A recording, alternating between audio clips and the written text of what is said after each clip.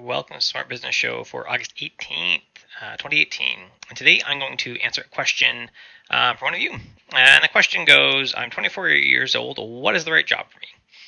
A little bit of background. I'm 24 years old. They have finished school and they just want to know what type of work they should be doing, whether they should be freelancing or kind of where they should be looking at in the organization.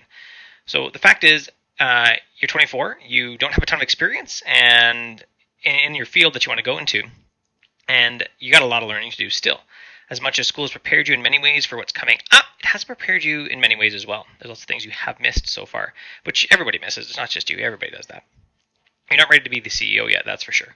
But there are some advantages on both sides of the equation. So let's start with working for someone else. First off, you're learning on their dime. You have a whole bunch of things that you have to learn for yourself, things that you have to do to run a business, to do anything.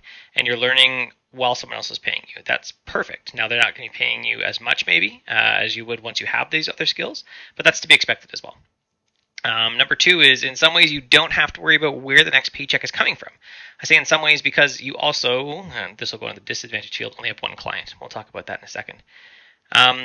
You don't have to worry about that. You're not like wondering exactly where the next thing is coming from to pay the bills or to do anything like that. So that's just, levels out the stress as you're coming into this new job and as you're doing all this other learning. It's a really good thing that will just help you smooth things out for you.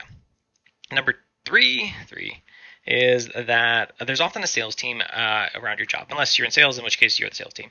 But let's say you're a developer or a designer, there's a sales team around you to make sales so that you have work. You don't have to worry about that side of the business. The whole thing you can, in many ways, ignore. Now, you're probably going to have to do some client interaction in some fashion, no matter what. So you will need to pick that up, but that's part of your learning. So these are all good things and advantages to a job. But the disadvantages are you have a single client. So if your boss doesn't see your value anymore, or if something happens, you may just be out the door. That's it. It's not like you have 5 clients and you're at the door with one of them. You're at the door with the one that you only have. That's it.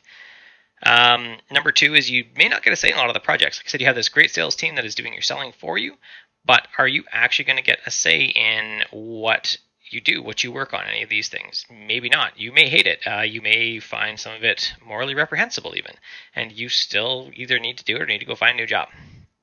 Number three is you may get stuck at the salary level. That's an entire possibility that you're just stuck here. We only pay whatever. We only pay our developers X number of dollars. That's it. It doesn't matter anything else. So you have to go find a new job as well.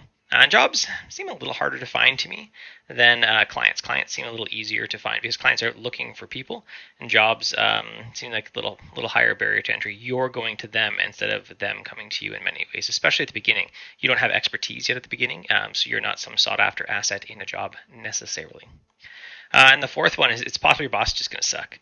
Now with clients, what's going to often happen is your clients, especially at first in a business, are going to be smaller. So if they suck, it's a small window where they're no good. And, a couple weeks, maybe a month, and then you don't have to deal with them anymore. But if it's a job, you got to deal with that until you have another job. If that's 2 years, that's 2 years of working for someone that's just not fun to work with. So those are the things. Ultimately, what I tell every developer I talk to that's coming out of school, every designer I talk to that's coming out of school, is the best place to start is to go get a job with someone. Go get a job, learn on their dime, take advantage of all those things in the intro. Learn how they do their client process, because you probably don't have one yet. Learn how they do all their things, everything. Maybe you can go find a second job after a couple of years and really learn how the other business does it and then start to pick apart. You're going to learn so many lessons in what it's going to take to run your own business that are just invaluable. The only way you can learn them otherwise is to screw it up, and then you got to pay for it because it's your money coming out of your pocket that you will lose. Thanks for watching. If you like this, if you're on YouTube, hit like and subscribe to the channel. If you're in a podcast player of any fashion, give me a heart, star, thumbs up, review. I'd love all of them. They help more people find the show. Thanks for watching.